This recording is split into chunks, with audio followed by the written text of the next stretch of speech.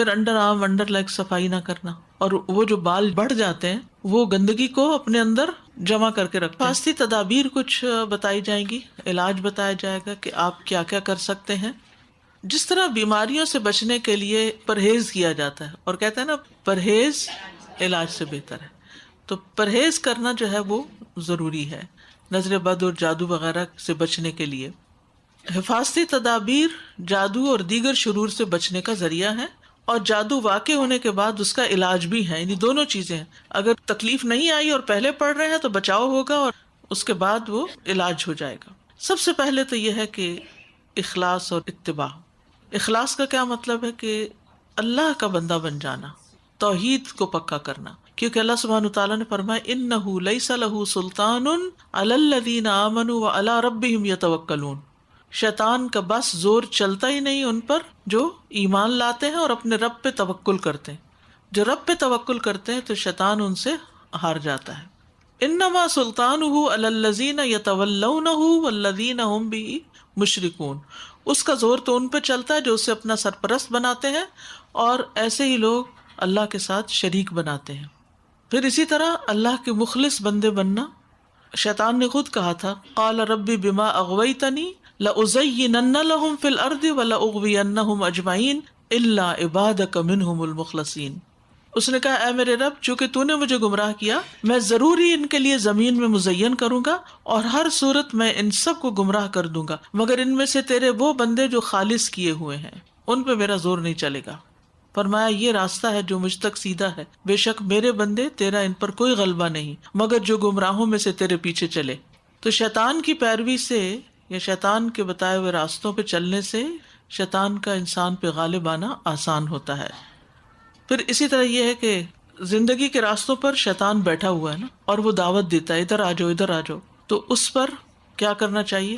اللہ کے راستے کی پیروی کرنی چاہیے، جیسے کہ حدیث میں بھی آتا ہے نا کہ آپ صلی اللہ علیہ وسلم نے یہی آیت تلاوت فرمائی ایک موقع پہ، دائیں بائیں کچھ لکیریں کھینچ کر بتایا کہ مختلف راستے ہیں جن میں سے ہر راستے پر شیطان بیٹھا ہے اور اس پہ چلنے کی دعوت دیتا ہے۔ کوئی بھی کام آپ کرنے لگتے ہیں تو اس میں دونوں ہی چیزیں ہوتی ہیں، اچھا راستہ اور اچھا طریقہ بھی ہوتا ہے، اور برا راستہ اور برا طریقہ بھی ہوتا ہے۔ تو بہرحال پھر آپ صلی اللہ علیہ وسلم نے آیت تلاوت فرمائی یہ میرا سیدھا راستہ ہے، سو اس کی پیروی کرو اور دوسرے راستوں کے پیچھے نہ پڑو ورنہ تم اللہ کے راستے سے بھٹک جاؤ گے۔ توحید کے ذریعے اندر کی طہارت ہوتی ہے، دل کی، یعنی شرک سے پاک ہو جاتا ہے۔ شرک گندگی یا نجاست ہے۔ اور پھر ظاہری طہارت، گندگی اور نجاست بہت بڑا رول پلے کرتے ہیں شیطانوں کو دعوت دینے کے لیے۔ کسی بھی گھر میں شیطانوں کا مسکن ٹوائلٹ کے اندر ہوتا ہے، گندگی پسند کرتے ہیں، تو اگر ان سے بچنا ہے تو پاک صاف رہنے کی عادت ڈالیے نجاستوں سے، اور بچوں کو بھی پاک صاف رکھیے۔ اب آپ دیکھیے کہ حال کیا ہو گیا ہے، ایک نیپی لگتی ہے اور اس میں وہ پتہ نہیں کتنی بار پیشاب کرتے ہیں، اور وہ نجاست ان کے ساتھ لگی ہی رہتی ہے، بعض اوقات پوٹی بھی کر دیتے ہیں، اور مائیں اپنے کاموں میں لگی رہتی ہیں، ہوتی نہیں ہے، اور وہ گندگی میں لتھڑے رہتے ہیں۔ ایک تو ان کو صاف رہنے کی عادت ہی نہیں ہوتی، بڑے بڑے بچے ہو جاتے ہیں ٹوائلٹ ٹرین نہیں ہوتے۔ یہ ماؤں کا کتنا بڑا ظلم ہے بچوں کے اوپر نا، کہ اپنی سہولت کے لیے انہوں نے بچوں کی زندگیاں خراب کر دی۔ پھر جو ہی بڑے ہوتے ہیں تو وہ ماں باپ کی بات نہیں مانتے، تو پھر اس پہ وہ ناراض ہوتے ہیں کہ بچے بات نہیں سنتے۔ ہم نے بچوں کی کیا خدمت کی، ان کو گندگیوں میں پالا اور مسلسل گندگی میں رکھا، تو بچپن سے ہی انہیں شیطانوں کے گھیرے میں دے دیا، یعنی ان کا ٹوائلٹ ان کے ساتھ ہی لگا ہوا ہے۔ تو ٹھیک ہے، میں نہیں کہتی کہ آپ نیپی اتار دیں یا نیپی کے بغیر ہی سب کچھ چلے گا، لیکن اس کو بھی مینٹین کریں، سارا وقت نہ لگائیں۔ بچے کو کھلا رکھ کر بھی اسے ٹوائلٹ ٹرین کرنے کی رسپانسبلٹی لیں، صرف اپنے آرام کو نہ دیکھیں اور صرف موبائل کے ساتھ ہی نہ کھیلتے رہیں، بچے کے ساتھ بھی کھیلنا سیکھیں۔ تو طہارت اور صفائی جو ہے یہ شیطانوں کو بھگاتی ہے اور گندگی شیطانوں کو لاتی ہے۔ تو جادو کے اثر سے بھی بچنے کے لیے بہت ضروری ہے کہ انسان اپنے آپ کو پاک صاف رکھے۔ اب دیکھیے کہ بعض لوگ دنوں نہیں نہاتے، بعض لوگ کپڑے بدلتے نہیں یا بدلتے ہوئے اپنے پسینے کو صاف نہیں کرتے، اور ان سے اتنی وحشتناک بو آتی ہے کہ انسان کا دماغ چکرانے لگتا ہے۔ یہ شیطانوں کو اٹریکٹ کرنے، بیماریوں کو دعوت دینے کا بہت بڑا ذریعہ ہے۔ ٹھیک ہے انسان کو اپنے جسم کی بو سے نفرت نہیں ہوتی اور وہ اس کو اگنور کر دیتا ہے، لیکن یہ بھی تو سوچنا چاہیے نا وہ دوسروں کے لیے کتنی اذیت کا باعث۔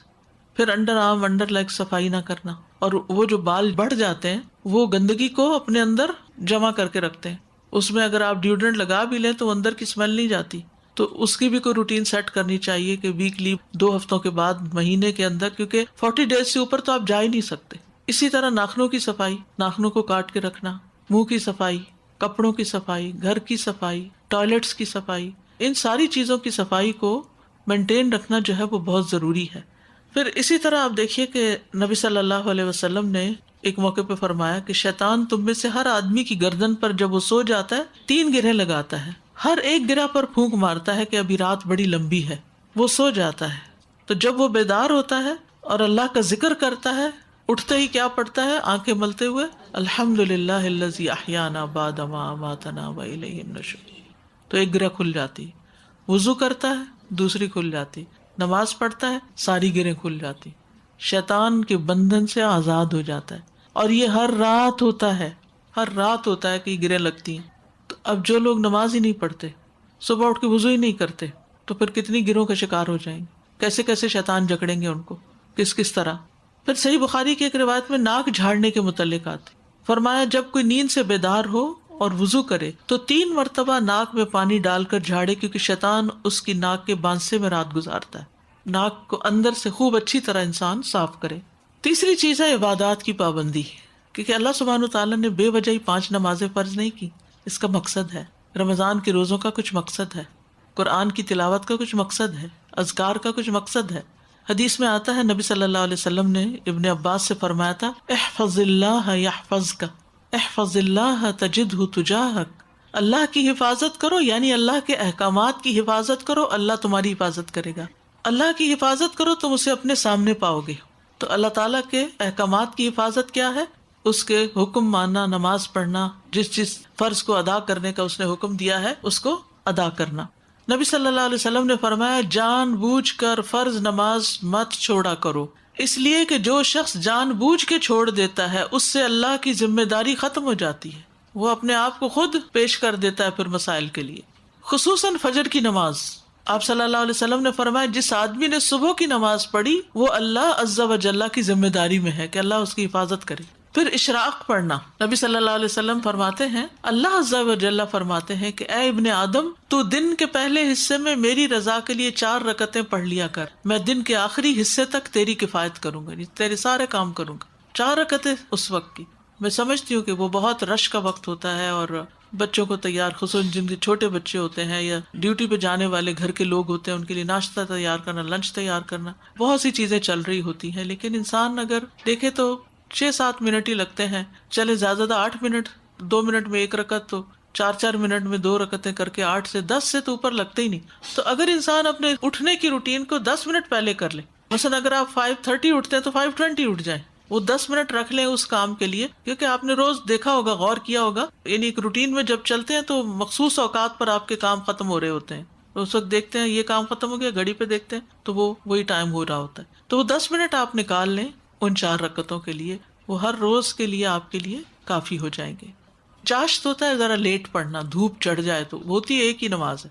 اول وقت پڑھیں گے یعنی سورج نکلنے کے 15-20 منٹ بعد پڑھیں گے تو وہ اشراق ہوگی، اور اگر آپ ذرا تاخیر سے پڑھیں گے تو وہ چاشت ہوگی.